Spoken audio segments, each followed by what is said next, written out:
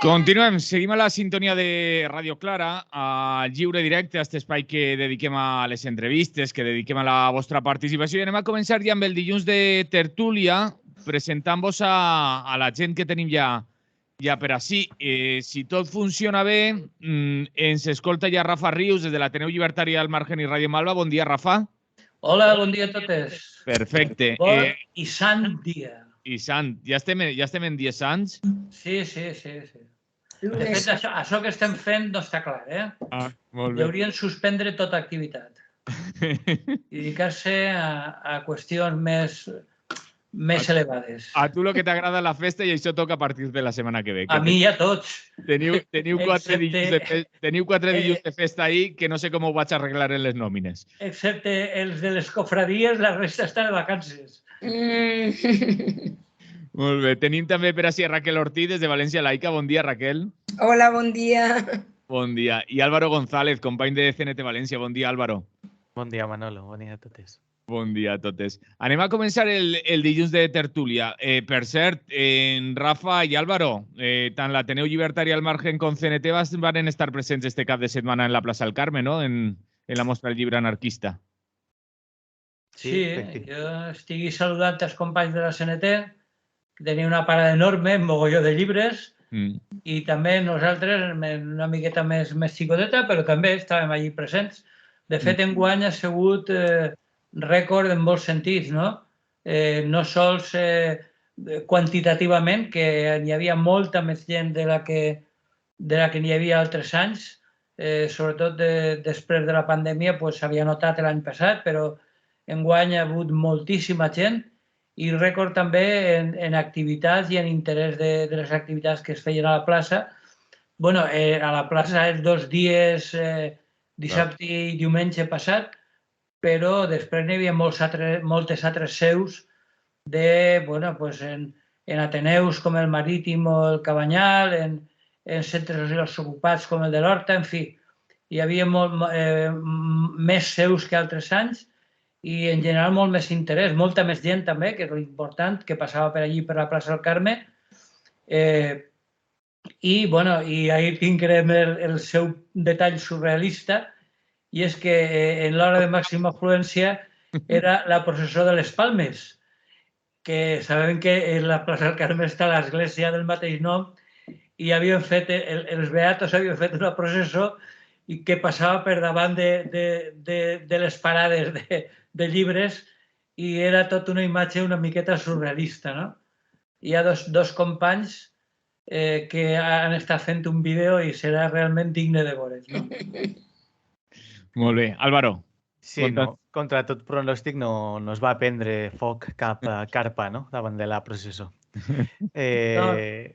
Res més a afegir al que ha contat Rafa. Ha fet la descripció molt bé. Crec que el camí que està prenent la mostra del llibre anarquista, fent-se plural, amb un muntó de seus i, a més, cridant a gent de la cultura llibertària molt potent, crec que és el camí, no?, per tal d'arribar a més gent i bé, al final el que compta és que la idea que duem molts de nosaltres al cap pugui estar en molts més altres caps, doncs siga possible.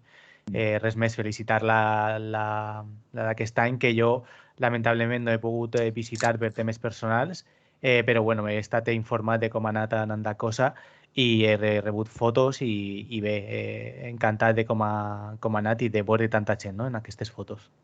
Per cert, la mostra del llibre anarquista de València és la més veterana de les que existeix. Sí, 23 anys. 23 anys. 23 anys, 21 edicions, com han hagut ahir. Sí, llevat del parèntesi de la pandèmia, però el més important ja ho ha dit, vull dir que cada vegada té més força. I un detall molt curiós com a anècdota, i és que el llibre del nostre company contertuli de Toni Pérez Collado ha tingut molta venda, perquè n'hi havia molta gent, és un llibre que ja ho han comentat al seu dia, l'anarquisme pas a pas, que és de divulgació, és d'introducció a l'anarquisme. Hi havia molta gent que havia sentit campanyes però no sabia molt bé de què anava i s'han dut el llibre per tal d'assabentar-se ben bé de què anava la història, no? La qual cosa pues, és molt encoratjadora. També s'ha venut molt bé un llibre que acaba de publicar el nostre company de l'Ateneu al Margen i un dels principals suports de la mostra del llibre, que és David, que ha publicat un conte en còmic, en il·lustracions, del Puerco Bravo, d'una història ecologista de porcs jabalins. I vull dir, han hagut moltes novetats, moltes presentacions de llibres en els diferents seus i en general, més enllà del tòpic de ha anat molt bé i ha sigut pressió, no. La veritat és que jo que he estat els 2 dies ha sigut molt encoratjador, no? Molt de dir val la pena perquè l'any que ve més força encara. Molt bé. Raquel, yo no sé si te ha dado tiempo a ti a poder pasar por la mostra. No, no estaba aquí el sábado y ayer tampoco. Estaba en el monte y ahí tuve alguna conexión sobre el acto de Yolanda Díaz, que vamos a hablar de eso, pero sí que he visto en Facebook y he visto algunas imágenes y la verdad es que me alegro y felicito a la gente que lo organiza, porque es una forma de, pues eso, de que la gente conozca más y bueno, 23 años, tampoco hay muchas organizaciones que mantengan acciones así durante tanto tiempo, ¿no? Creo que hay que felicitar a la gente por lo del libre anarquista. Y además estos anarquistas no se comen a los que van a la iglesia, esa de la Plaza del Carmen. No, se limitem a fer vídeos per a veure com és este país, de contradictori. Molt bé. Doncs, si voleu, comencem a parlar dels temes que teníem per així apuntats. I ja ho estava apuntant Raquel. Sumem, restem, multipliquem o dividim. ¿Qué fem, Raquel? Bueno, pues yo el acto de ayer, ya digo, lo seguí así algún trocito, después he visto que incluso se podía ver entero. La verdad es que la política se está convirtiendo desde hace ya tiempo en una especie de pasarela. No voy a entrar en el programa porque esto, como va por capítulos, parece que más adelante, no sé cuándo, vamos a conocer un poco con concreción los puntos de este cambio y de esto todo empieza hoy y tal, que parecen más anuncios de otro tipo, ¿no? Pero la política se está convirtiendo en las formas, más casi que en los contenidos, las formas de cómo la gente se expresa y demás.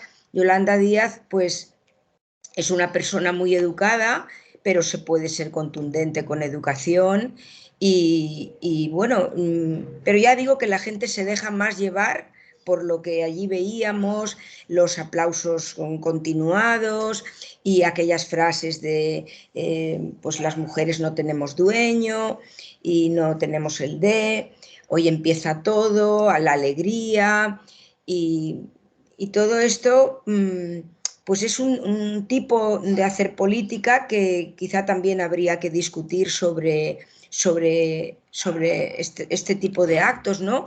Donde la gente, ya digo, mira más a las formas, incluso a la vestimenta y a muchos de estos tipos de detalles que al contenido.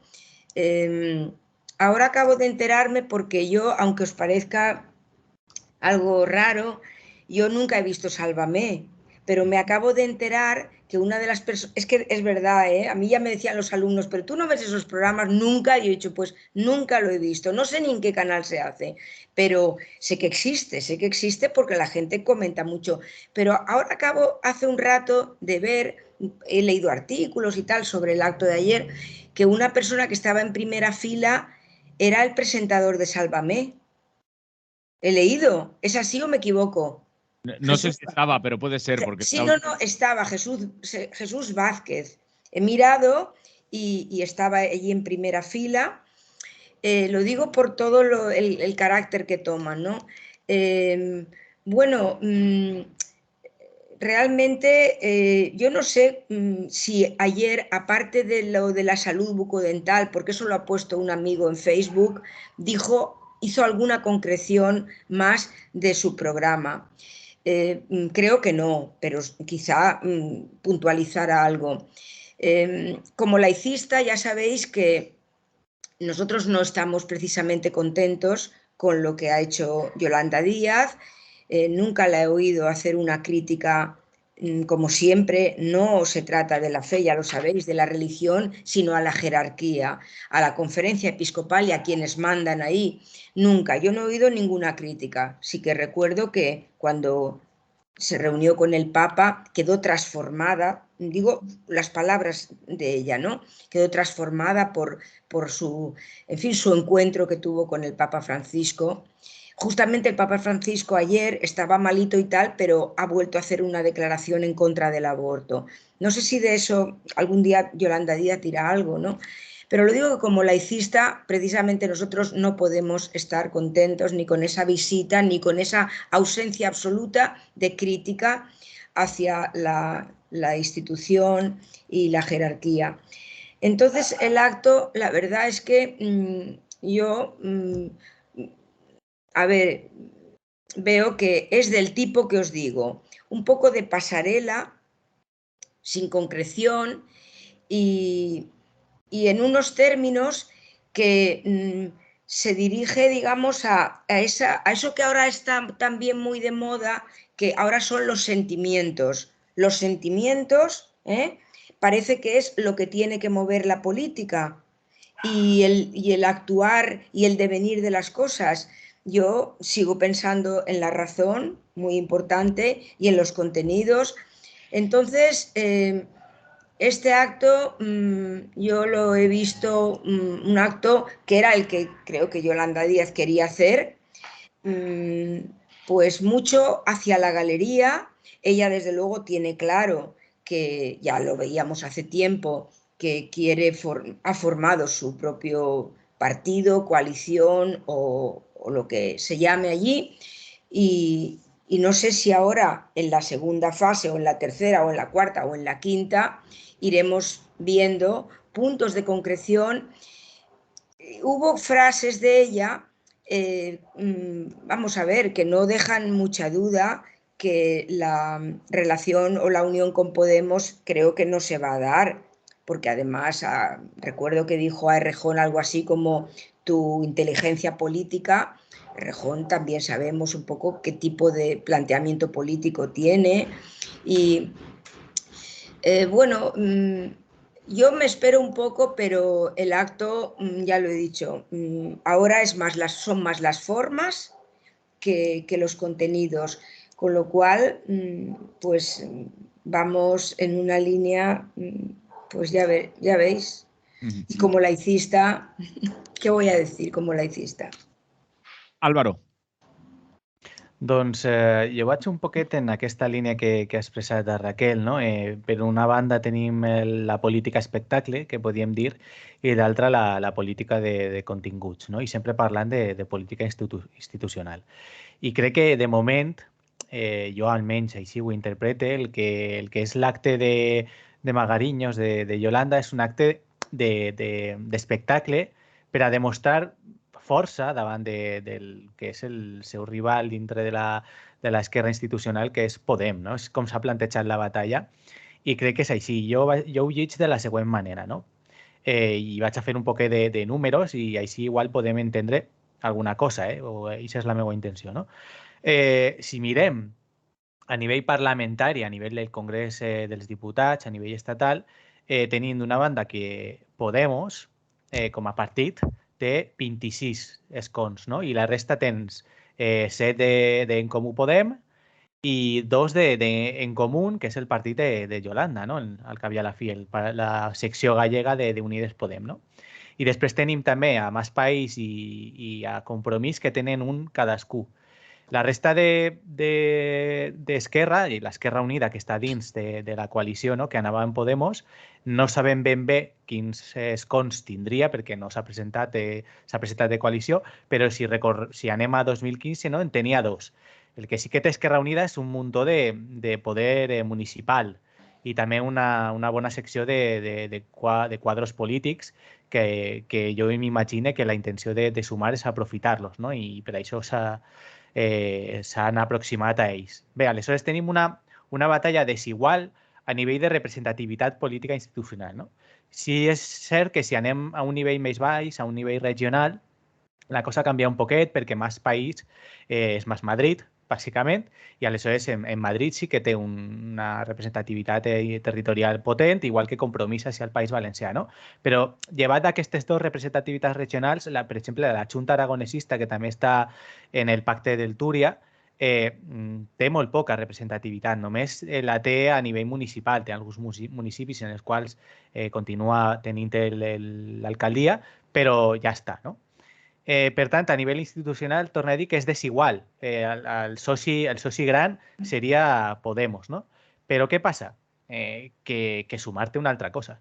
I per això pot fer el que està podent fent. Només t'estic explicant per què un soci minoritari pot exigir tant a un soci majoritari, perquè té els mitjans de comunicació de la seva banda i ells ho saben. I per què quan passa la inversa Podemos no té res a fer? Per exemple, així al País Valencià o a Madrid, Podemos és el soci minoritari a l'hora de fer una coalició. I Més País i Compromís han dit que tururú, que no van anar en les autonòmiques amb ells. I no tenen res a fer. Podemos no pot pressionar de cap manera. En canvi, en el sentit contrari, Sumar sí que pot pressionar, i molt, i ho ha aconseguit, i des del meu punt de vista ha fins i tot guanyat. És a dir, Podemos ha quedat realment com a soci minoritari en la pràctica. És a dir, tindrà que acceptar el que li deixen si el que vol és anar a unes eleccions i tindre la possibilitat de tindre una representativitat equivalent a la que té ara, o si volem la meitat, no? Però que alguns càrrecs es mantinguen, perquè si va a soles tindrà 1,5 milió de vots, més o menys, un poquet més que l'Esquerra Unida de Gaspar Llamazares i de Cayo Lara, però no arribarà a tindre una força suficient com per a superar els límits que té la llei d'Ont. I aquesta és la batalla que n'hi ha ara, no? És a dir, a veure què passa. Aquesta és una de les coses que volia comentar. I per a no estendre'm massa i continuar el debat, no? Comentaré una altra de les que tinc per així apuntades. I és que per a mi, Yolanda, diguem-ne, l'esperança que podíem tindre tots en el projecte que al principi s'establia, no? Jo crec que eren dos. Una, que s'iniciara de baix a dalt, que vàrem dir així, i això ha petat per l'aire, no? És un projecte completament d'elits polítiques. I la segona, per a mi almenys, i això és el que jo pense, és que poguera fer-li un sorpasso al PSOE, perquè hem dit moltes vegades que així el PSOE és un partit estat. I una de les condicions per a que les coses canvien, encara que siga de forma reformista i de forma molt tova, és que el PSOE desaparega. Desaparega o queda en una versió molt residual del PSOE. I una de les opcions serà que Yolanda aconseguirà fer això, no? I pel que està llegint, les enquestes que n'hi ha, mirant un poquet la lletra petita de les enquestes i el propi projecte que presenta, jo crec que aspiren a ser una altra vegada Unides Podem. Però, clar, en una versió, diguem-ne, més tova. I clar, jo crec que això que han dit de que es desperta l'il·lusió i la passió una altra vegada, que pot ser en certa esquerra, m'agrada l'etiqueta d'esquerra caviar, pot ser que de veres i honestament pensen que és una possibilitat de canvi, però jo crec que si anem als números demoscòpics i sociològics, no ho és. I per tant, es queda un poc com deia Marx en el 18 Brumari, no? Primer la història passa com a tragèdia, que va ser al principi Unides Podem, no? On realment hi havia una possibilitat real amb un partit que realment dins tenia fins i tot els anticapitalistes i hi ha gent que podria pensar que una organització política de base podia funcionar a nivell institucional, va ser una tragèdia perquè se la van carregar i ara pareix que se repeteix com a farsa, no? Rafa, Rafa Rius, per cert. Sí, yo no estoy de acuerdo en lo que estaba comentando de la posibilidad del sorpaso, entre altres coses perquè jo crec que a Yolanda Díaz l'ha posat ahir la intel·ligència del PSOE per tal d'assegurar-se una organització dòcil a la seva esquerra. Rafa, la fica ahir qui tots sabem que la fica. Sí, bueno, ja, això està clar. Jo, parafrasejant una coneguda comèdia espanyola, una que diria ¿por qué decimos amor cuando queremos decir sexo? Jo diria, per què li diuen sumar quan haurien de dir PCE?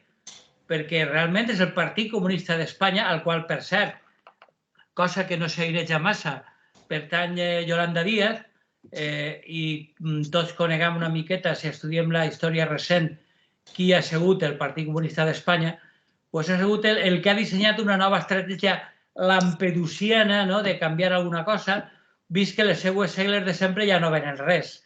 Vull dir, el PCE, avui per avui, en el mercat de les sigles de la política institucional ja no ven res.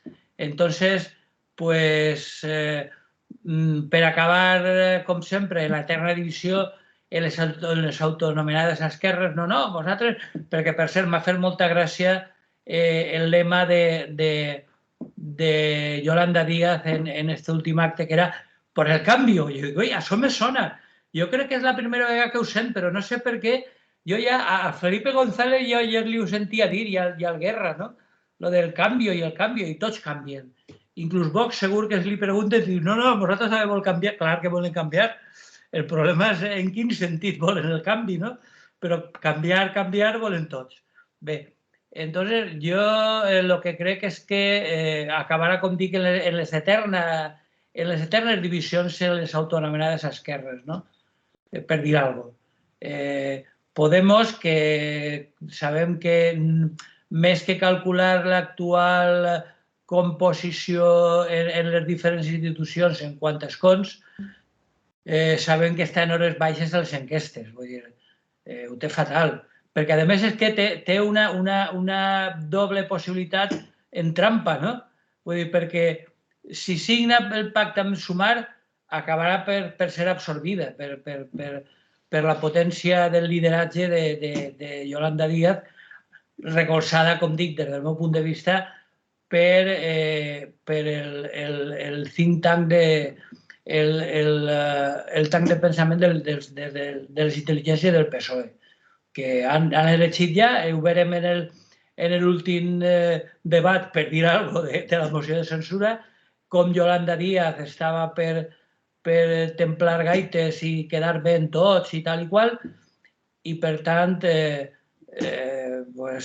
el que vol el PSOE a la seva esquerra és una formació pactista que tragui tot el que tinga que tragar i, de moment, el que li serveix és Sumar, és a dir, Yolanda Díaz, és a dir, el PCE, per entendre'ns. Raquel Ortiz, que no estaba muy de acuerdo, creo que lo estaba diciendo Rafa. No, estoy de acuerdo en alguna cosa que comparto, claro, del análisis, pero yo lo primero que siempre me viene a la cabeza cuando escucho a Yolanda Díaz es que nunca dice que ella tiene un carné solo, que es el del PC. Ella nunca dice eso. No, es que no le interesa decirlo. Dentro del PC hay mucha gente que no está de acuerdo con la dirección actual. Solo tenéis que leer, por ejemplo, a Cabero y a mucha gente, o Cubero, que se llama, este hombre de Zaragoza, que estuvieron además a punto en el Congreso, se acercaron mucho las posiciones en contra de la dirección oficial y tal. Es decir, que el PC no es algo monolítico y yo he oído a gente muy crítica con Yolanda Díaz. Hoy mismo también en Twitter se puede ver. Entonces, yo el día que... Ese día sí que vi una parte de su discurso. El día de la moción de censura de Tamames, vi que era como el acto del domingo, como la antesala. Yo vi ese acto, pero en el Congreso, no con el desfile que ayer vimos, ¿no? Entonces, claro, no tengo dudas de que su programa es un programa socialdemócrata, que hay mucha gente del PC que no acepta eso, y Y claro, también veo qué trato tan bueno tiene por parte del PSOE, su figura.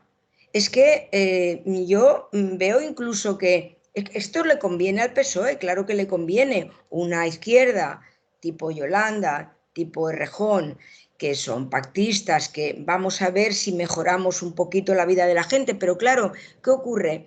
Que igual luego resulta que es la mejor opción para quienes votamos o no votamos. Bueno, yo me gusta hablar claro, no me gusta dejarme ¿Para nada. quiénes votáis? Porque los que no votamos nos da igual.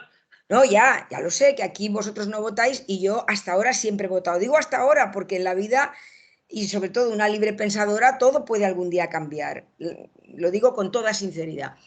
Pero, claro, digo que esto es lo que realmente nos están transmitiendo. Al PSOE le puede ir muy bien un partido así que siempre vaya a buscar un poquito. Pero claro, ¿qué ocurre? Que ni siquiera lo que se acordó en el gobierno de coalición se ha cumplido y apenas se dice nada. Yo, que no soy sindicalista y no conozco todos los elementos, pero sí que he oído al compañero Antonio y a más gente criticar la reforma laboral, pues a lo mejor no es tan estupenda como Yolanda lo dice, ¿vale?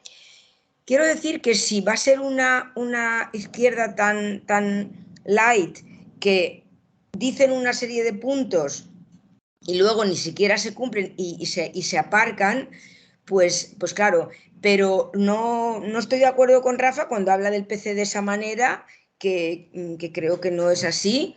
Y aparte que en la historia el PC ha hecho cosas muy positivas y no sé, cuando dices todos conocemos, pues yo también conozco un poco la historia del anarquismo, del comunismo y tal, y hay mucha gente muy crítica con esta figura, que nunca dice que tiene el carnet del PC.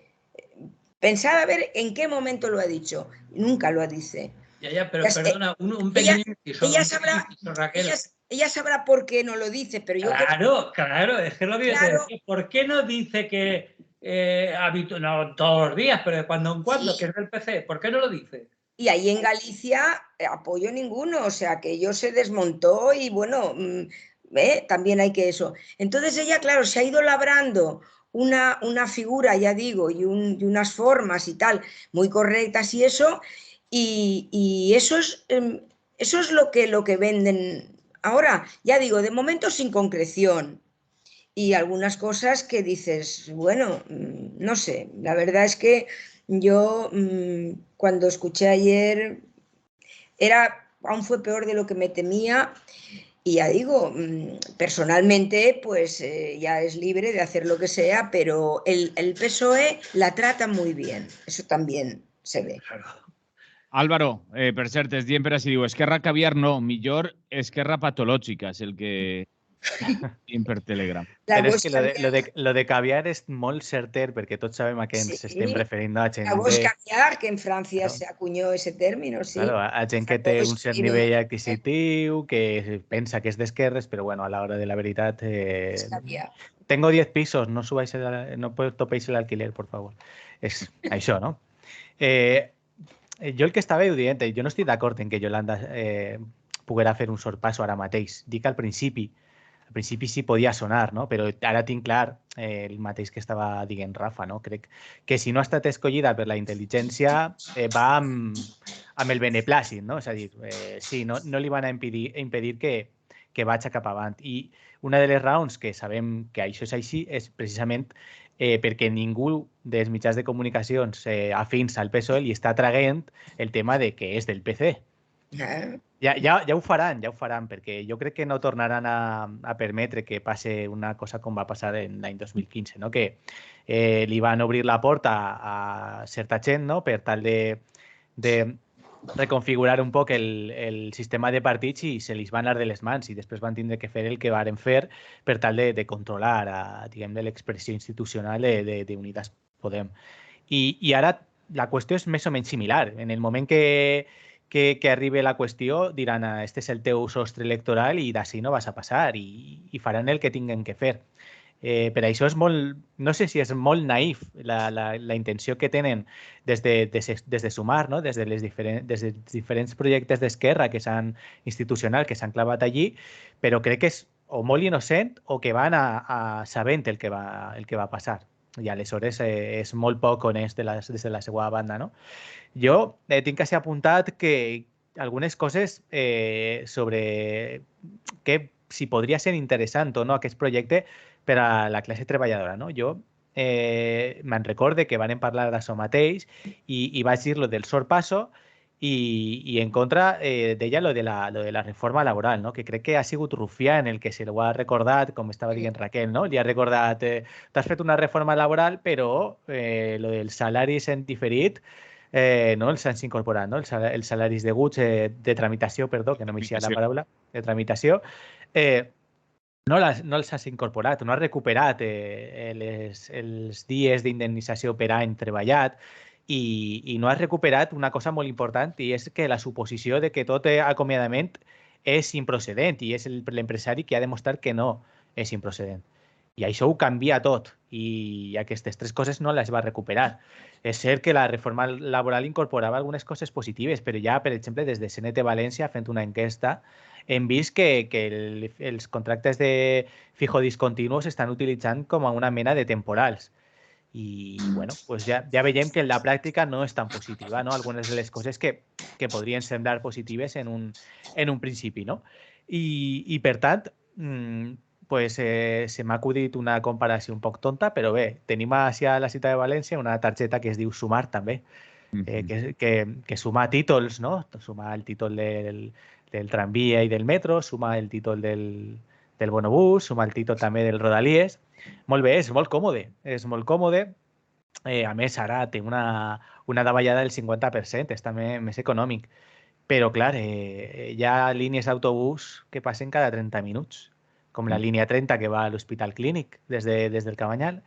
Hi ha línies de Rodalies que passen només 2 Rodalies, com és la C2, no?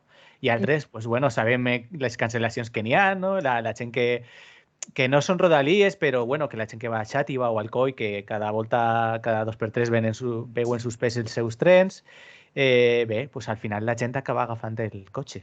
El cotxe és el bipartidisme, ¿vale? En la metàfora. La gent agafa el cotxe i ja està. I un poc pareix que és això, no? Que volem tornar a que la gent agafi el cotxe. Perdona, Álvaro, bipartidisme no, partit únic, perquè normalment va el conductor. Bueno, sabem el que parlem quan parlem de bipartidisme. Al final és un poc el model americà. Hi ha 2 partits, però són la mateixa elit. I bé, una cosa important a dir és que hi ha un soroll per ahí que no para de... Ja per ahí que està pegant. Un momento. És un poc difícil parlar així, jo no m'escolte parlar. Ens concentrem. Hi haurà alguna obra per ahí per on està... Sí, pot ser. Una obra. Vaig estar ahí. Per on està Raquel. Sí. Però bé. I hi ha una cosa que volia incorporar al debat, bueno, ho deixo i si hi ha un poc més de temps en parlem més. Jo no soc amic de... Jo no soc mal partidari, no? del que sol dir el que no se pot nombrar Pablo Iglesias, però l'altre dia en el Ágora va comentar una cosa que a mi, des del punt de vista de la teoria política, me pareix interessant, no? La gent que concep la política com un mercat de demanda i la gent que concep la política com una eina de transformació social. I, clar, jo com a anarcosindicalista, jo considero que la política en general, entesa com a solució de problemes comuns, és una ferramenta de transformació social, no la puc entendre com un mercat de demanda, no? I bé, ho deixo ahí, si voleu parlar sobre això i si no, després comento un poc més d'aquest tema. Molt bé. Hi ha qui ens apunta per ahí, parlant de la reforma laboral, diu, bueno, al final la otra parte de Podemos también estaba de acuerdo. Bueno, es lo que... Sí. Estem d'acord i la critiquem igual. Clar, per això, que ens diuen que no hi ha molta diferència en aquest tema entre les dues. Però bé, és una opinió que ens arriba. Y también Carnalita, las mujeres del mundo, es diu, increíble la operación de marketing del progresismo mediático electoral alrededor de la nueva líder. Diu, ni Podemos fue tan unipersonalista. Es diu, escuchar a Bolaños dando indicaciones a partidos a la izquierda del PSOE de agruparse alrededor de Sumar és de traca. I ens envia l'enllaç d'un tuit amb unes declaracions de Félix Bolaños, ministre de la Presidencia de España, sobre Sumar. Diu, sería buena noticia que fueran unidas todas las fuerzas políticas a la izquierda del PSOE sin excepción. Ese sería nuestro deseo. És el que... Claro, això està clar. Tindre'ls tots ahí controlats en el redil i ben controlats. Vull dir, això està clar. I el que dia ara l'oient em sembla molt interessant, però jo crec que en últim extrem o en un dels últims extrems està la qüestió del lideratge. Tots sabem com funciona la política institucional actual. És una qüestió de màrqueting en moltes ocasions i té que tenir una bona imatge. Home, això de que Podemos abans no hi havia un lideratge, el senyor Pablo Iglesias era prou líder, no per res.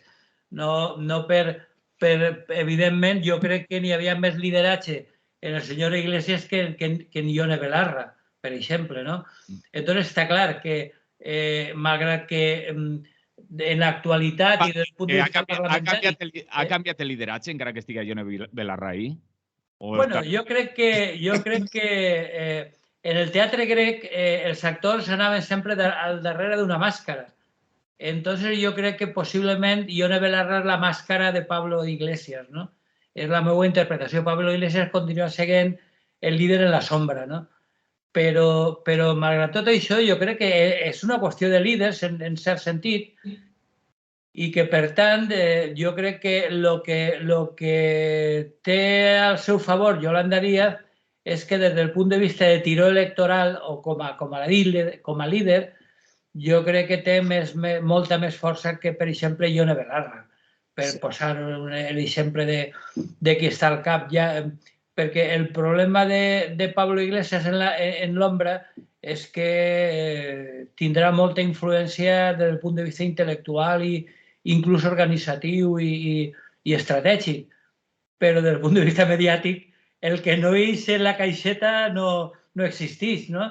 Entonces, Pablo Iglesias fa molt de temps que no existeix perquè la seva presència en els mitjans és molt minoritària i molt reduïda en les seues...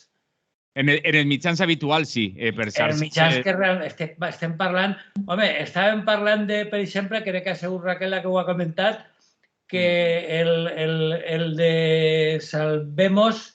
Sálvame. Estava en primera fila en Yolanda Díaz. Sí.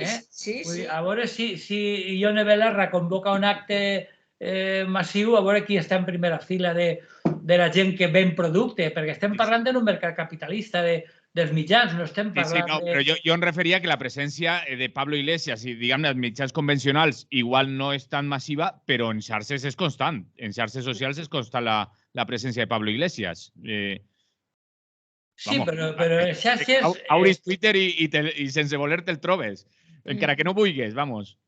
Però jo estic parlant de... A ell o referit a d'ell, pel que diguem moltes vegades de parlar i que parlen de mi. És constant. Sí, no, però això està clar, que ell no pot amagar-se, perquè si no ja desapareixeria. Però que jo estic parlant de salvados, per entendre-nos, no?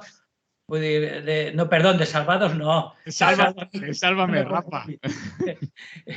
I programes d'aquest estil, vull dir, de televisió basura, que diguem, no? Que és el que realment n'hi ha un graner de vots important. Tota la gent que veu els programes de reality, els programes de cotilleig, els programes que realment està ahí la gent que va a votar en un determinat sentit. I com que des del meu punt de vista anem cap a un nou bipartidisme, entre cometes, vull dir, el PSOE en una esquerra, la seva esquerra més o menys controlada per ell, i el PP en un Vox també controlat per ell, per tal de replegar vots que se li puguen escapar, jo crec que des del meu punt de vista aquesta és la tendència de cara a les pròximes eleccions. I en aquest sentit jo crec que la possibilitat d'una unió real de l'esquerra per tal de presentar-se unides a les pròximes eleccions legislatives, jo ho veig francament complicat. Per el que deia abans, perquè és que el problema de Podemos és que és ni contigo ni sin ti tienen mis penas remedio, no? Vull dir, si me'n vaig al PSOE se me menja, com ja va passar, per cert, en el PC després de la fundació d'Esquerra Unida, que hi hagué un trasbàs importantíssim de militars del PC que se passaren al PSOE, inclús en càrrecs importants. La nueva izquierda. Entonces, vull dir, jo crec que ara, la meva opinió, que és tan relativa i qüestionable com la que més, però jo veig que va cap ahí la cosa perquè, entre altres coses, el que interessa al poder real financiero, por supuesto, que diria aquell, i que el que li interessa al poder real és això, quan en realitat, des d'un punt de vista pràctic dels interessos de la gran patronal i de la banca, pues, com me comentava fa un moment Álvaro, vull dir, la reforma laboral, els punts més conflictius o els que d'alguna manera més podrien vindre-li mal a aquest poder real no s'han tocat. Entonces, igual li té que estiga el PP que estiga el PSOE. Les coses que realment li interessen no se van a tocar. Per tant, jo així és el que veig el futur en la meva bola de cristal. Raquel, Álvaro, Rafa, anem, si voleu, fent una ronda ràpida per acabar amb aquest tema, perquè si no els altres no els anem a tractar i jo crec que són prou interessants. I encara afegiria un nou que he vist el dia d'avui, relacionat amb l'anarcosindicalisme i el moviment llibertari, un comunicat conjunt que hi ha entre CNT, CGT i Solidaritat Obrera, però no crec que es doni temps a xerrar-ho el dia d'avui, però és un comunicat que podem concloure, diguem, que les intencions són molt boniques i que esperem que se duguen a la pràctica. És el que podem dir. Sí, però seguim, si voleu, per acabar este tema, tancar-lo i passar als altres. Raquel, ¿algo que añadir? Yo pasaría al siguiente, porque el siguiente me parece que también es una especialidad. Y además, porque fíjate, el cardenal Bolaños, que yo le llamo así, se cabrea mucho la gente del PSOE, algunos, pero es el cardenal Bolaños porque... ¿Por qué será? Porque qué casualidad que sea Bolaños el que diga que todo el mundo ahí unido y tal, y deseo la suerte máxima, y que sea también el que nos ha dicho que se ha negociado. Es el punto siguiente, pero si queréis añadir más, qué casualidad que sea el mismo personaje, el ministro de la presidencia, que se ha negociado y que además fiscalmente la Iglesia ya es como un particular más. Por favor, el mismo señor. Vamos a ver, Raquel, ha sido una gran victoria para el laicismo. Ahora vamos a hablar de ese punto si queréis, y si queréis añadir más. Pero Álvaro creo que se quedaba con alguna cosa que decir en la ronda anterior, así si quiere apuntarla. Sí, era això de la política entesa com a un mercat de demanda i una ferramenta de transformació. Només afegir que és que si entenem la política com a un mercat de demanda en general, doncs no existirien tampoc els sindicats combatius, per exemple. Tot el món tindria que anar als agents socials i ja està. Per què? Perquè són els majoritaris i punt pilota, i ja està. Tampoc existirien els moviments ecologistes i avui tenim un tema així relacionat, no? amb les demandes de rebel·lió científica. No existirien perquè tots tindrien que estar fent més petroli perquè és el que més demanda el mercat, no? I així amb un fum de coses. És a dir, si volem anar en contra del que està establert, per força hem d'entendre la política com una ferramenta de transformació social. El modelar el discurs per a intentar abastar a més gent, diguem-ne, té la seva utilitat i jo ho comprenc qui s'ha de fer, però sabent que els teus principis són els que són i deixar-los clars per escrits en algun lloc o defensar-los quan toca. El que passa és que pareix que la deriva, no, del discurs i d'una cosa tan, diguem-ne, tan bàsica en un partit polític com tindre un programa ja no se té, no? Se basa tot en il·lusió i poca cosa més, doncs deixa molt a la interpretació d'una banda i també diguem que té poca força ideològica per a transformar la societat. Aquest és el comentari general que volia fer i d'altra banda llançar una pregunta, no? Torna a dir, hem de comparar un poquet a França, que ja hi citen altres programes. L'esquerra francesa, l'esquerra del Partit Socialista francès és hegemònica i amb un discurs d'esquerres, netament d'esquerres, sí, socialdemòcrata, però una socialdemocràcia d'almenys els anys 80, com a mínim. Per què així no se pot fer el mateix? Per què així se renuncia a fer el mateix? Doncs jo pense, és una opinió, que una de les claus, i torno a dir com la setmana passada, està en el sindicalisme de França. I, per tant, assolir un sindicalisme similar al de França així hauria de ser un objectiu, no?, a mig plaç, per tal de canviar també no només que tinga un reflecte en la política institucional, sinó en la societat al complet. No? I parlant un poc del que deia Raquel, que no sé si li llevaré o no el tema, doncs sí, és ridícul que Bolaños diga això, absolutament, perquè només llegint l'article de La Marea sobre, i és curtet, deixa molt clar que Bolaños parla de que els ajuntaments van a replegar 16 milions d'euros en total, entre tots els ajuntaments, per aquests dos impostos que ara ja no estan exempts, i pareix ser que, segons les dades d'Europa Laica, que Raquel ens dirà, doncs l'IBI està al voltant dels 2.000 milions d'euros que s'estalvia l'Església Catòlica. Aleshores, ja no és ridícul, és que parla per si soles la dada, no? Tenim una telefonada abans de continuar. La traemos en antena. Buen día, buenos días. Hola, buenos días. Soy Paco de Valenciano. Comentar una cosa. Bueno, yo pienso que Yolanda ha ido a ver al Papa primero para decirle que, bueno, yo no voy a ser peligrosa con vosotros, así que tranquilos. Aunque llegue al poder, tranquilizaros que seguiréis cobrando lo que tenéis que cobrar. Luego está claro, lo que se ve con los medios de comunicación le están dando cancha a mansalva. Y detrás de los medios de comunicación sabemos los poderes económicos que hay. Decía ahora Rafa. En fin, que sabemos cómo va ahí más o menos esto. Hombre, pues yo, como pasa siempre, dices, antes de todo lo malo, es que no quiero decir la frase, antes de lo malo lo peor, pero que no tengamos grandes esperanzas. Y como Rafa decía también esta mañana, tanto personalismo en la política, es que estas cosas, y esto igual, es que muchísima gente de izquierda no somos tontos, Yo también, en fin, es que no quiero seguir dando vueltas al tema para que sigáis hablando de más cosas. Pero bueno, que la visita al Papa está claro que fue para decirle, señor Francisco, que es usted muy campechano, que sepa que yo no voy a ser peligroso. Bueno, buenos días a todos. Gracias, Paco, por llamar. Un abrazo. Sí, Salud. Bueno, un abrazo, salud. Rafa, ¿algo que apuntar de este último tema o anem a parlar de... No, però a què te refereixes en l'últim? No. Al tema eclesiàstic o al... ese es el que tenemos que iniciar. Ese es el que tenim que iniciar, però si no vols dir més de Yolanda... Eclesiàstic, a mi em sembla... I Yolanda ho ha dit, i està clar que cal parlar, però és que és un acudit roïn, vull dir, és un xiste malo. O sigui, jo què sé, que pretenguen vendre el senyor Bolaños com una gran victòria del laicisme, quan és una misèria que, per altra part, segurament tornarà una altra vegada a l'Església perquè serà reembolsada per diferents subvencions, en la qual cosa se quedaran, inclús els 16 milions, se quedaran en res. Però bueno, aquí el llom de la va hecho, la qüestió important és el tema de l'IBI i el tema de les immatriculacions. I això, vamos, no ho van a tocar ni de lluny. Està clar que... Ara, bueno, a més m'ha agradat molt l'excusa que han posat.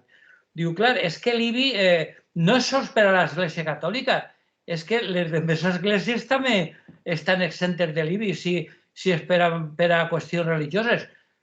Dos històries. Primer, la comparació de la potència econòmica de l'Església Catòlica en Espanya i la resta és ridícula. Així faria falta una altra desamortització de Mendizábal com la del segle XIX, que, per cert, va ser feta en un govern tíbiament liberal i feren la desamortització. I ara, bueno, això seria utòpic. I, per altra part, el que és evident és que en aquest context la gent, com a un pas abans, se conformaria en que pagaren l'IBI en la enorme quantitat de locals que tenen que no són dedicats al culte, com a mínim, no? Vull dir que si són esglésies, dius, vale, pues les mesquites i les sinagogues tampoc paguen i els evangèlics tampoc, vale, pues bé, encara que és ridícul perquè no n'hi ha comparació possible quantitativament. Però els locals que no es dediquen al culte, home, això són ciutadans com qualsevol altre i, per tant, haurien de pagar l'IBI. I un govern que volguera tindre dret a dir-se socialdemòcrata, com a mínim tindria que aconseguir això. Perquè, clar, parlar del tema de les immatriculacions, això ja seria surrealista. Però bueno, jo soc molt escèptic al respecte, però crec que hauria de fer-se. Perquè, clar, si no fan estos, imagina que el govern que ens ve és el del PP, el govern dels beatos totals. Encara que n'hi ha un altre detallet que per a mi és important, i és que dins de la cúpula directiva del PSOE n'hi ha molts dirigents importants que són realment part important de l'Església Catòlica i que recolzen totalment l'estructura eclesiàstica. Per tant, no té per què sorprendre's, no? Raquel, per cert, estava veient que no vos passi el comunicat d'Europa Laica dins del correu, però bé, ara Raquel segur que ens aporta bien. Y Raquel, corrígeme si me equivoco, pero los acuerdos más beneficiosos para la Iglesia y para el Estado Vaticano han sido con el PSOE en el poder, ¿no? ¿O no es correcto lo que estoy diciendo? Sí, la Iglesia mejoró su posición económica en cuanto a ingreso, más ingreso de dinero con Zapatero, cuando en 2007 se pasa del 0,5 vía IRPF al 0,7. ¿Por qué? Porque la Unión Europea, el Tribunal Europeo, le decía que había que pagar el IVA. El del IBI no, nada, de eso no se dice nada. Y entonces, claro, la Iglesia finalmente sacó más dinero porque sí, empezaron a pagar el IVA, pero del 0,5 pasaron al 0,7 e ingresó más dinero. Pero estos dos, esto que dijo Bolaños, ya, en fin, hemos conseguido que fiscalmente, que por cierto hay que oír también a Carlos Cruzado, el técnico de Hacienda, que ha salido en bastantes programas, ¿sabéis el que digo? Un técnico de Hacienda que conoce muy bien el tema de la financiación, de los impuestos, vía declaraciones y también de los ingresos que tiene que hacer pues cada entidad en función de los bienes que tiene. Decía que el impuesto gordo es el del IBI, porque son, pues eso, 2.000 millones y tal. Por ejemplo, en la ciudad de Valencia, a mí me decía Ramón Vilar que serían más de 3 millones aquí en esta ciudad. Pero fijaos que todo lo que hemos conseguido, por ejemplo, saber en cuanto a algunos datos, ha sido luchando muchísimo.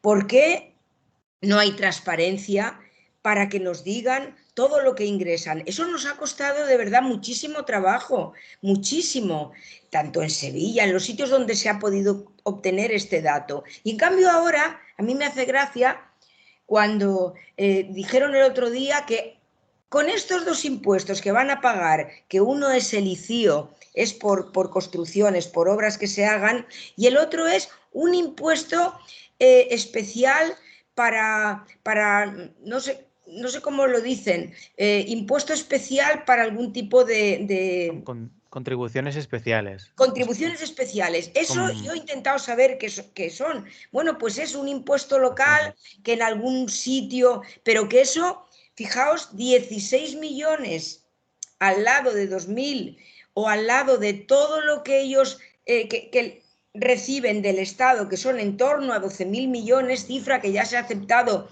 por todo el mundo porque son datos que hemos aportado y son reales.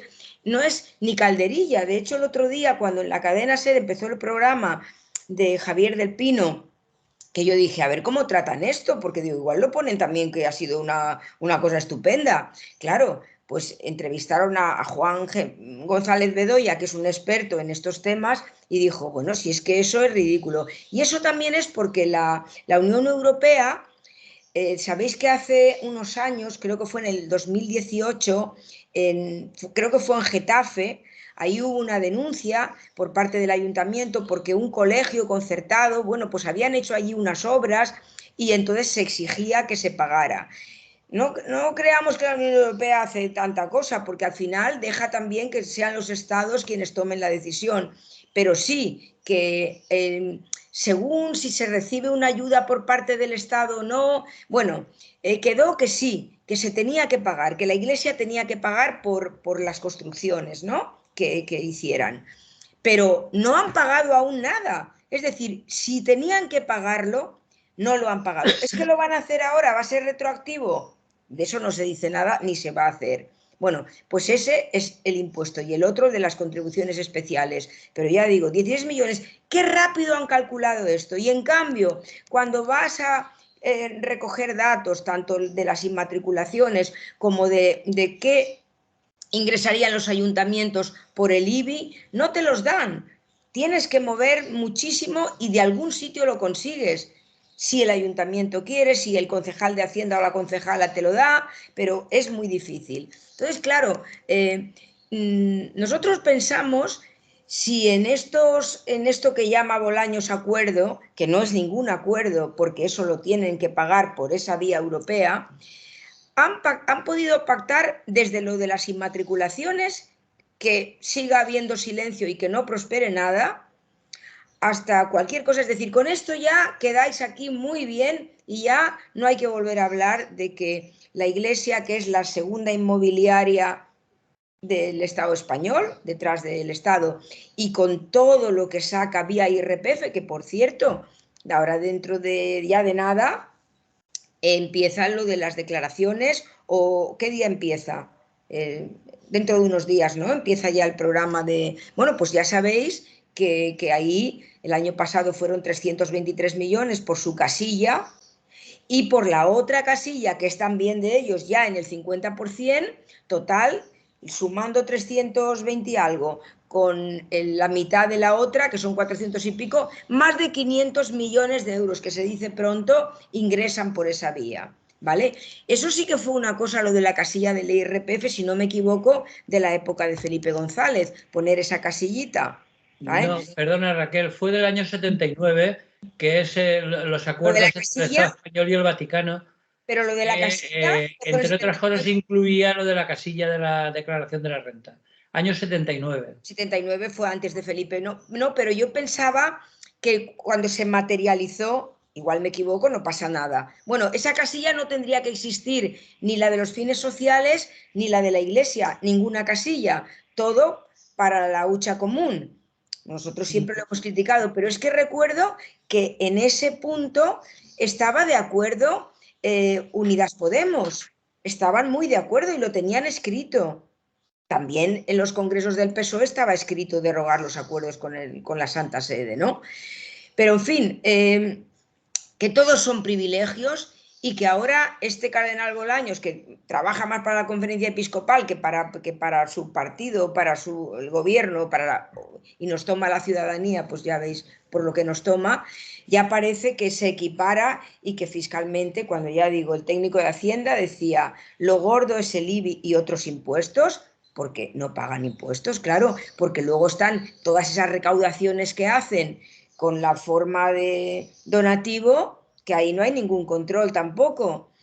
Y bueno, y lo de las inmatriculaciones, yo creo que ha debido haber ya hasta un pacto, ya el tiempo nos lo dirá, como que, vale, con esto ahora va a quedar ya muy claro que os portáis muy bien, vais a cumplir esto y nada, y pues no es, como siempre digo, no es que la Iglesia sea aquí quien más culpa o más responsabilidad, no, la responsabilidad la tiene quien se lo permite a la Iglesia, porque el Estado debe estar por encima de cualquier corporación y entonces debería de exigir que esto no puede ser así.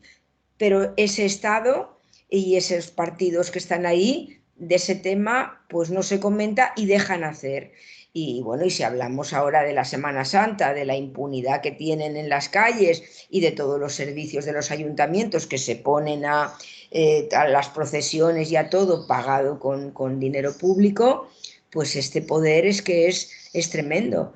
No sé, por cierto, si Yolanda Díaz, que ya le pedimos cuando estaba en ese proceso de escucha, que su proceso de escucha, no sé qué escucha fue, porque para mí la escucha es que te digan los movimientos sociales de los lugares donde vas una serie de reivindicaciones.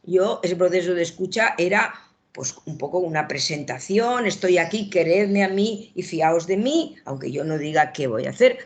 Y nosotros sí que queríamos una entrevista porque íbamos a hablar del laicismo, de lo necesario que es el laicismo. No pudo ser. No sé ahora si de aquí a diciembre, en ese proceso de escucha, que vamos a exigir una reunión, vamos a poder decirle a Yolanda algunas cosas, que ella las sabe, pero... Álvaro. A veure, poc més afegir al que ha dit Raquel, no? Crec que ja ho ha comentat tot sobre el tema Bolaños. Només dir una coseta més, i és que una altra vegada el PSOE com a garant del centre de l'Estat, no? Com a perpetuador de l'estatus quo. Doncs bé, és el que s'ha d'atacar, no? D'alguna manera, des de tots els jocs que es puga, perquè és que és el garant de tot. Aleshores, si d'alguna manera, i per això jo pensava fa un temps que Yolanda podria d'alguna manera abastar això, podria fer-li front, no, al PSOE, però bueno, ja sabem de què va la cosa. Si no canvia la situació en el futur, si no pega un gir de 180 graus, la cosa seguirà exactament igual, no? Fins i tot en aquesta direcció que va dir Rafa cap a un nou bipartidisme. Jo crec que sí, que això és la direcció que ha pres la política institucional, però sí que és cert que jo crec que se poden encara fer coses per a que això no passe, no? Se li pot pressionar a Yolanda, i si, diguem-ne, si el que queda a l'esquerra del PSOE és Yolanda més altres coses, doncs els moviments socials i la gent que estem intentant canviar la societat tindrem que lidiar amb això, és a dir, parlar, com ha dit Raquel, demanar reunions, mostrar les nostres exigències i bé, si ells les volen fer cas omís en el nostre àmbit, treballar per a que sí que canvie, ¿no? Yo quería decir una... Sí, Raquel, si quieres decir algo más, dilo. No, quería decir que la responsabilidad también, porque a veces, claro, te olvidas siempre de alguna cosa, es normal, ¿no? La responsabilidad también es de los ayuntamientos, de las diputaciones, de las autonomías. El caso de Artà, ¿sabéis? Lo de la muralla de Artà, que la Iglesia se lo inmatriculó en el 2014, no hace 20 años, sino en el 2014, fue una lucha que llevó el ayuntamiento de Artà y que finalmente lo ganaron. Primero la justicia le dio la razón a la Iglesia y después no. Porque claro, ellos decían que estaba al lado de la parroquia. Bueno, hay patios al lado de la parroquia, hay una muralla, pero es que lo quieren todo. Y finalmente eso se ganó. Bueno, pues aquí en Valencia, el tema del Micalet, que está al lado de la catedral, en eso, yo lo he dicho, eso en el ayuntamiento, debería de ser el ayuntamiento de Valencia el que reivindique que el Micalet, o sea, la Iglesia no se lo puede inmatricular porque eso ha pertenecido siempre a Valencia. Y ahí no se mueve nada tampoco. Es decir, que hay responsabilidades de la gente que está con cargos políticos. No solamente el gobierno, sino luego todos los cargos institucionales. El Micalet, pues el Micalet, claro, como no tenía una propiedad de nadie porque no se registraba a un nombre de nadie lo que era público, pues claro, ellos han podido hacerlo. Ellos pueden hacerlo cuando no hay un propietario, pero lo hemos dicho muchas veces, ¿el Micalet os interesa? ¿Os interesa mover esto o no? Pues parece ser que no. Bueno, Raquel, n'hi ha una cosa que es diu la Societat Coral El Micalet. És espai que tampoc la matriculen, perquè ja posats... No, anem a veure. Jo crec que la raó de fons és que en la ciutat de València n'hi ha 3 potes electorals, que són els beatos, o sigui, l'Església Catòlica, els fallers i el València Club de Futbol. I el que perd una d'aquestes potes per les eleccions, i per tant l'Ajuntament, per molt de compromís, en això no té cap compromís. Molt de compromís. Clar, perquè saben que si se comprometen en el laïcisme perden les eleccions. I per tant, dubte molt que se claven en el tema de les immatriculacions, perquè això és un charco que no sé si volen... Però almenys una simbòlica, no? Estaria bé que es moguera l'Ajuntament... No, si com estar bé estaria molt bé. La torre del Micalet, però... Però ells treuen comptes i diuen quants vots podem perdre dels catòlics que ens voten. Perquè n'hi ha catòlics d'esquerres i que voten Compromís. Sí, clar. Diuen, si se posem a l'església, quants milers de vots perdem? Doncs no interessa, doncs aparquem el tema de les immatriculacions per a millor ocasió. I ahí s'ha acabat el tema. És que, clar, el pes de l'església catòlica té 2 parts. La part visible i la part amagada de profunditat que ve de fa molts segles i que està molt present com a força motriu de moltes històries subterrànies que van per ahir. i sobretot de tantes i tantes persones que lo del laïcisme no ho tenen clar, que passen per complet de la pràctica religiosa, però que en canvi, pues tu saps, Raquel, i ho sabem tots, es bategen, es casen per l'església, quan s'enterren va el retor ahir a tirar-li... Però ara ja ha baixat moltíssim. Les dades que tenim ja, això, amb la secularització, és molt, molt baix. Ja els batejos i les patrimonis catòlics i tal, això ha baixat... De practicants reals, pocs. La Setmana Santa està plena de gent que no creu en res, però està per ahí fent vídeos, beguent i muntant shows. Sí, inclús que estan en una cofradia. Sí. Cofradies, per ser cofradies pagades també. Jo conec gent en el Cabanyal, que saps que és el lloc en València estiu més la Setmana Santa, que te diu, jo passe dels retors, que són uns cabrons, passe de l'església, passe del bisbe, però el Cristo del Salvador que no me'l toque ningú. Claro.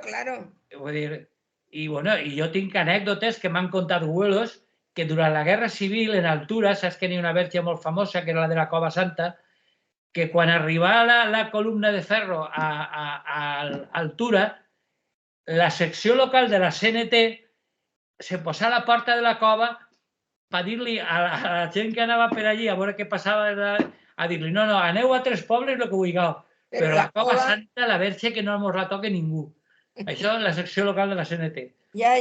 Jo m'ho crec, vull dir que jo m'ho he aguantat un abuelo que en els anys 80 al principi en què vivia, vull dir, que anècdotes d'aixes totes les que vulguis, vull dir, és gent que no té res que veure en profunditat en les creences catòliques, però que el que és la qüestió ritual de l'espectacle del catolicisme, pues encara, no sé per quina raó inconscient, encara està ahí defensant-lo. I això va ser molt difícil.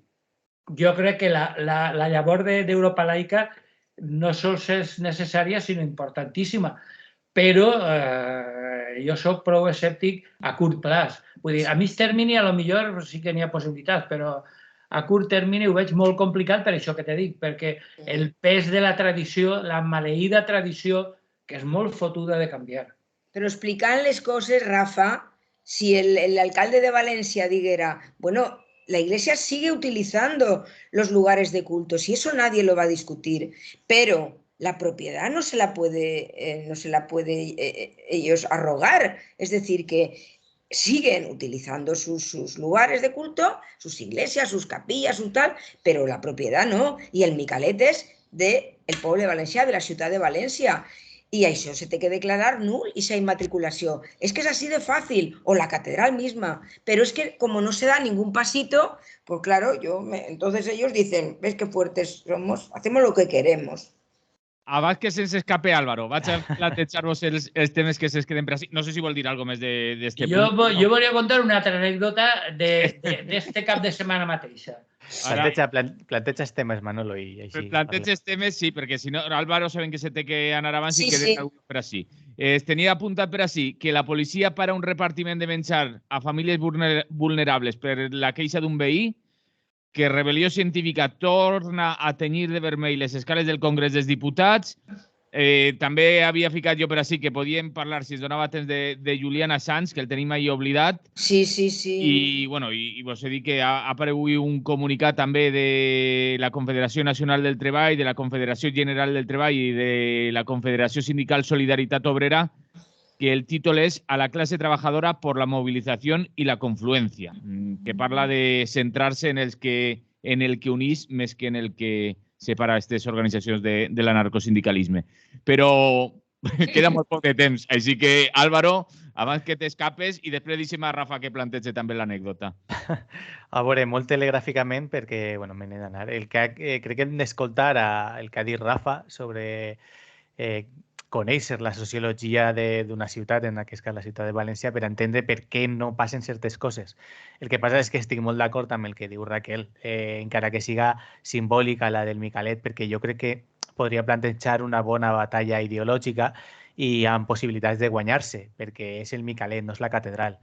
La catedral seria un altre tema, ahí sí que generaries més problemes que no guanys, però el Micalet seria una bona opció. Però és cert que Vamos, que jo crec que Rafa ha donat en el crack, en el clau, dient que no van a fer-ho perquè consideren que van a perdre electors nomenant aquestes 3 potes que té la cita de València. Després, el tema de rebel·lió científica, recordeu que la Fiscalia Espanyola considera els moviments ecologistes pertanyents al terrorisme internacional. Amb infiltrats. Sí, amb infiltrats. I a més ha eixit recentment unes declaracions filtrades o una informació filtrada per part del govern dient que és tot legal. Vale? És a dir, bé, gent tirant de suc de remolatxa a les escalinates del Congrés són terroristes internacionals. Molt bé. I després, en quant a lo de Julian Assange, doncs bé, este també és un terrorista que dona informació a la gent, al poble, per a que conega el que estan fent les seues elits en la guerra d'Iraq, per exemple, en l'ocupació d'Afganistan, etc. Els que diuen que el planeta s'està morint, que recentment ha existit un estudi en Nature sobre l'aigua antàrtica profunda, que no m'hi vull estendre, un altre dia parlem d'això, però vamos, és com si ens haguera donat un infart al venticle dret del cor. Aquesta gent és terrorista, el que es dedica a guanyar pasta fabricant cotxes, explotant els treballadors, a extraure petroli i emmerdant el planeta, i és un emprendedor i un capità general. Vale. Fins altra. Bueno, ahí ho deixa Álvaro ja. Rafa. No, l'anècdota, molt breument, té que veure en la mostra del llibre anarquista i en l'Església, que semblen 2 temes que no tinguin molt que veure. Vingué un company de fora de València i passejant pel carrer Cavallers passaren per davant de Sant Nicolau, l'església de Sant Nicolau, que té una espècie de túnel d'entrada, bueno. I a l'entrada del túnel, al carrer Cavallers, tenia un gran cartell que hi havia un dibuix d'una recent restauració i d'una miqueta, de manera una miqueta hiperbòlica, deia la segunda capilla Sixtina. Vull dir, dient que la restauració havia sigut tal i qual. I jo sabia, perquè m'havia enterat per ahir, que les obres no les havia pagat l'Ajuntament, però tampoc les havia pagat l'Església. Les havia pagat la senyora de Juan Roig. No sé si conegueu algú, un tal Juan Roig que té algo que veure en Mercadona i tal. Bueno, pues anar i s'acostar i dir, hombre, la segunda capilla Sixtina, això té que ser de massa, no? I preguntar, i dir, sí, no, clar que se pot visitar. 10 euros.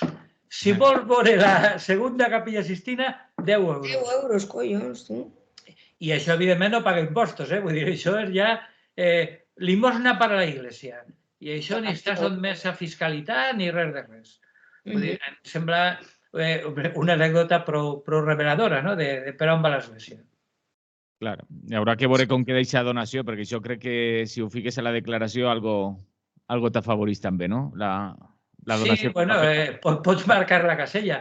Però clar, és que el problema és que, per lo que deia Raquel, el moll de l'os, el fort de la qüestió està a l'any 79, en el famós acord entre l'estat espanyol i el Vaticà, que dins de tota la moguda de la primera transició, allò que diuen transició, que per a mi són concessions a les forces més reaccionàries del moment per tal de que poguera tirar una miqueta endavant la cosa i no tornaren els franquistes al poder, pues, entre altres coses, es va signar l'acord Església-Estat i en els quals ja s'incluïa, com diria abans Raquel, l'assignació tributària a través de la casella de la declaració de la renda i l'excepció d'impostos com l'IBI i, bueno, inclús en els edificis amb rendiment mercantil, que jo deia que això no en tenia. Si tu estàs traient una pasta per un edifici que has llogat per a un supermercat, i la pasta que traus tindràs que tributar. Bueno, doncs no. Vull dir, i després també això va obrir la porta a que el bon amic de l'Església, el senyor Aznar, obrirà la mà en el tema de les immatriculacions. Entonces, bueno, jo... La ley hipotecaria, sí. Claro, però com ha dit abans, jo ho sent molt, però el panorama immediat el veig prou negre. Pues, Raquel, ¿algo más que apuntar? Bueno, de los temas que se nos quedaban por ahí, ¿algo que decir? yo creo que lo tendremos que tratar con profundidad, pero que sean considerados como terroristas los movimientos ecologistas, bueno, me parece, vamos, pues que ya vemos en qué parámetros estamos, ¿no? En los estados en los que vivimos y Pues y molt lo bé. de Julian Assange, eso sí que cuando lo has dicho, yo he visto unas imágenes, unas Sí, pero fotos que han estado circulando por las redes sí. estos días imágenes, una imagen sobre todo que está creada por inteligencia artificial, que Ah, vale. De todos modos, ya su padre explicó hace unos meses que su hijo estaba en un deterioro claro, habrá que ver físico y cómo está, mental que podía morir en cualquier momento. Y sí que yo lo he visto en otras que no parecen fabricadas, no lo sé, yo tampoco sé si hay alguna manipulación, pero con un grandísimo deterioro.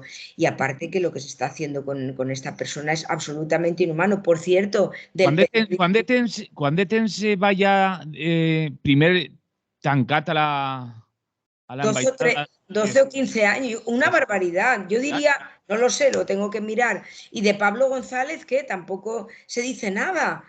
Lleva ya un año y pico y es que no hay noticias. Ningún político ni política habla de esto. ¿Por qué nadie dice nada en el Parlamento, donde sea? Yo no sé si en el País Vasco se está moviendo algo por parte de Bildu. Supongo que algo estarán haciendo, ¿no? Por lo menos alguna gestión. Pero vamos, es que este hombre está allí y tampoco está bien, ¿no? No puede salir, está encerrado. Su Però abogado. saps què passa, Raquel? Que el principal problema d'esta gent, pot ser en el cas de Pablo menys, però en el cas de Sánchez és evident, és que són tomats com a xivos expiatorios, no? Vull dir, com a exemple. Vull dir, si intenteu treure informació que no toca o que el poder considera que no deu de divulgar-se, vos anem a posar com a exemple per a que altres espavilen en les vostres cars, no? Vull dir, si feu això, ja sabeu el que vos espera. I entonces, aquest caràcter exemplaritzant és el principal problema que veig jo per tal de conseguir la seva alliberació. El martes 19 de junio de 2012, Julian Assange se refugió en la Embajada de Ecuador en Londres, Inglaterra. 2012, fíjate. Claro, yo he dicho entre 12 y 15 años, pues eso. Pues no ibas muy desencaminada. No. Hem d'anar acabant. No sé si teniu per ahí alguna convocatòria més, si voleu afegir algun punt més, si no ja anem acomiadant-se i a veure... Les convocatòries són evidents, Manolo. La Semana Santa está ahí. Después de estos días de semanitas, sí que tendremos un acto en el Centro Octubre de la presentación de un libro, pero ya lo diremos en otro programa porque falta bastante. Será el día 25 de abril y se presentará el libro Los obispos de la mezquita. Vienen los compañeros de la plataforma contra las inmatriculaciones y de la mezquita de Córdoba, ¿no? Y será un acto, pero yo creo que falta todavía bastante para... I nosaltres també tenim una presentació d'un llibre del dijous, però serà no el dijous sant, evidentment, claro, i no menjar carn, sinó l'altre dijous, però clar... El 13 d'abril, crec que és. Sí, però bueno, ja avisarem perquè n'hi ha temps. El funambulista ciego, que és un poemari d'un company que es diu Àngel Rebollar, si no m'equivoque, que ho estic dient de memòria. I el dia 15 d'abril serà l'homenatge a les víctimes del franquisme al cementeri de València. Per això, com digueu, encara ens queden uns dies. Ho deixem per així. Rafa, tu tens que aquests és uns quants dilluns ja. A Raquel, com la puc molestar també per els divendres, igual no té tanta festa. Però com se m'escapa de vegada en quant, per ahí... Sí, ja ens dones... Crec que són tres dilluns de vacances, no? Sí, quatre dilluns. Quatre seguidets tenim. Espero que se reconegam quan se tornem a veure. Molt bé. Jo crec que sí. Jo crec que continuarem defensant el mateix i que físicament estarem reconocibles, ¿no? Don Rafa Rius, desde la Ateneu Llibertari al Margen y Radio Malva, Raquel Ortiz desde Valencia Laica y Álvaro González desde CNT Valencia, que ya no está así. Salud y moltes gràcies, com sempre, i fins la propera. Una abraçada. Una abraçada. Bon dia. Salut. Ciao. I jo m'acomiade fins demà, que torna a estar així amb totes i tots vosaltres, a este espai d'entrevistes del Lliure Directe a Ràdio Clara. Salut i fins demà.